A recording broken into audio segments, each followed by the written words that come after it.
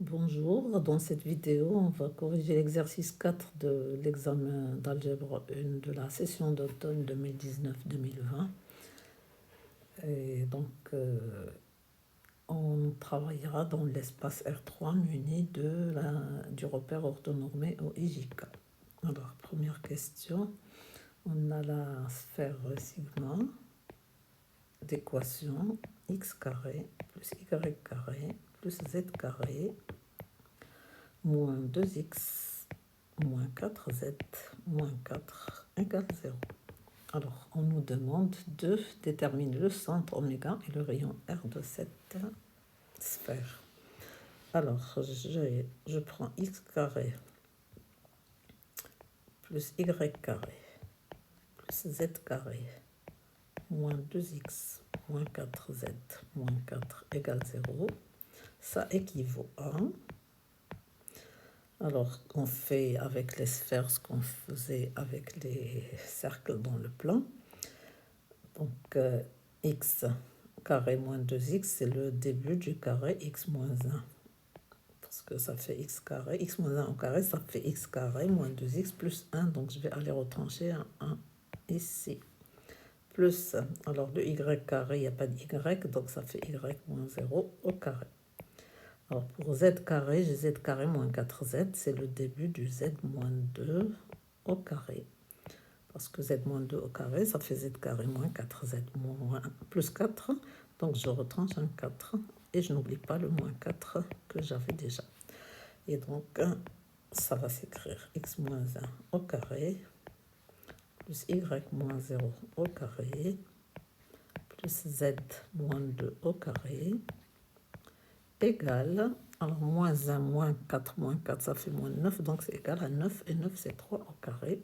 Et donc là, ça nous donne le centre oméga de coordonnées 1, 0, 2, que je lis donc avec le x moins 1 au carré, parce que une équation d'une sphère de centre oméga ABC, c'est x moins a au carré plus y moins b au carré plus z moins c au carré égale r au carré. Et donc r ici, c'est 3. Voilà pour la première question. Deuxième question. Donner une équation cartésienne du plan tangent à sigma au point M0 de coordonnées 1, 0, 5. Alors je vais essayer de dessiner ici pour voir un peu la situation. Donc j'ai ma sphère de centre oméga. J'ai un plan tangent à mon point M0. Donc j'ai mon M0 ici. Et le plan, je vais l'appeler P. Et alors, la définition du plan tangent à la sphère en M0, c'est que oméga M0 est orthogonal au plan en M0, c'est-à-dire que pour n'importe quel point du plan, je l'appelle M, j'ai M0M qui est orthogonal à M0 oméga. Donc, je dirais que le point M, X, Y, Z appartient au plan P équivaut à M0M orthogonal à M0 oméga, c'est-à-dire scalaire M0 oméga égale 0, qui équivaut à, alors M0M c'est X moins 1, Y moins 0, Z moins 5, scalaire M0 oméga, c'est 0, 0. Alors M0 oméga, donc M0 c'est 5 moins 2, c'est 2 moins 5, ça fait moins 3, produit scalaire égale 0.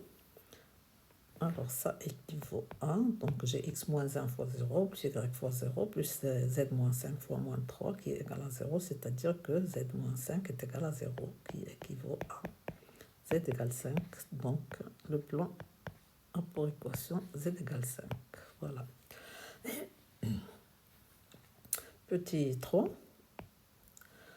Soit la droite D définie par, donc j'ai ma droite D qui est définie par les deux équations x moins y moins 1 égale 0 et x moins z plus 5 égale 0.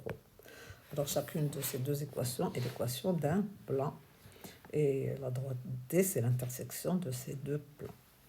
Alors, on me demande une équation paramétrique. J'ai un système de deux équations à trois inconnus, x, y et z. Donc, qu'est-ce qu'on fait? On en prend une qu'on met comme paramètre. Donc, moi, je regarde.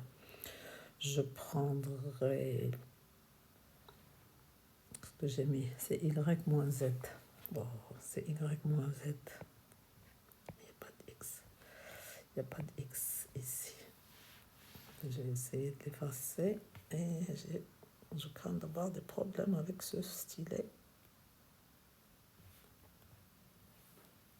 Non, rien, ça marche pas. Bon. Donc, j'ai posé z égale... Non, c'est y que j'ai dit. Y égale t. Ça veut dire que z, c'est... Alors, z, c'est 5 plus t.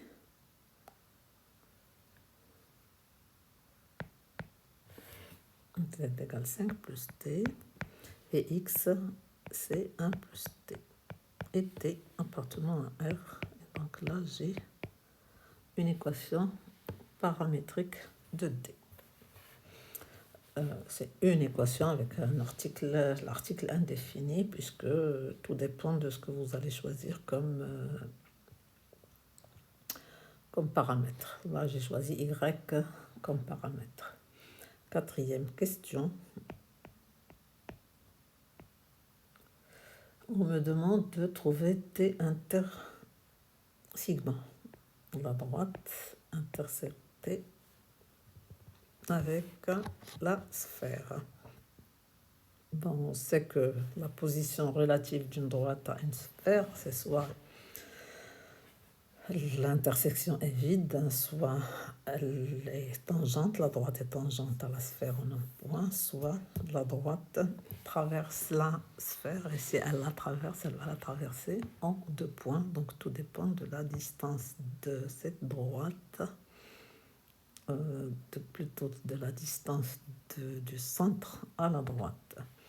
Donc on va voir maintenant, soit donc un point M. Donc là, c'est les points d'interrogation, soit M, X, Y, Z, un point appartenant à D inter sigma.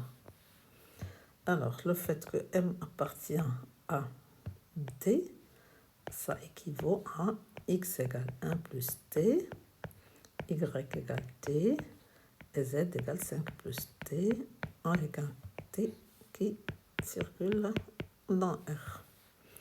Le fait que M appartienne à sigma, ça équivaut à x moins 1 au carré plus y au carré plus z moins 2 au carré égale 9. 3 au carré, 9. Donc, M, je le veux dans D intersigma, ça veut dire qu'il vérifie toutes ces équations, c'est-à-dire x égale 1 plus t, y égale t, z égale 5 plus t, et x moins 1 au carré, plus y au carré, plus z moins 2 au carré, égale 9. Tout ça, qu'est-ce que ça devient? Ça devient x égale 1 plus t, je garde, y égale t, z égale 5 plus t, et donc x moins 1 au carré, ça fait t au carré, y au carré, c'est encore t au carré, z moins 2, ça fait Z-2, ça fait 3 plus t au carré égale 9, qui équivaut à, si je réduis, donc je garde toujours x égale 1 plus t, y égale t, z égale 5 plus t. Et cette équation, qu'est-ce qu'elle devient? Donc j'ai 3t au carré plus 6t plus 9 égale 9. Ça nous fait 0. Donc notre t, il est égal, en factorisant ici par t, j'ai t égale 0 ou t égale moins 2. Parce que 3t au carré plus 6t, ça fait donc t facteur de t plus 2 égale 0. Alors, pour t égale 0, je vais avoir x égale 1, y égale 0, z égale 5. Pour t égale moins 2, je vais avoir x égale moins 1, y égale moins 2 et z égale 3. Donc, d inter sigma, c'est les deux points 1, 0, 5 et moins 1, moins 2, 3. Voilà, qui est fini pour cet examen.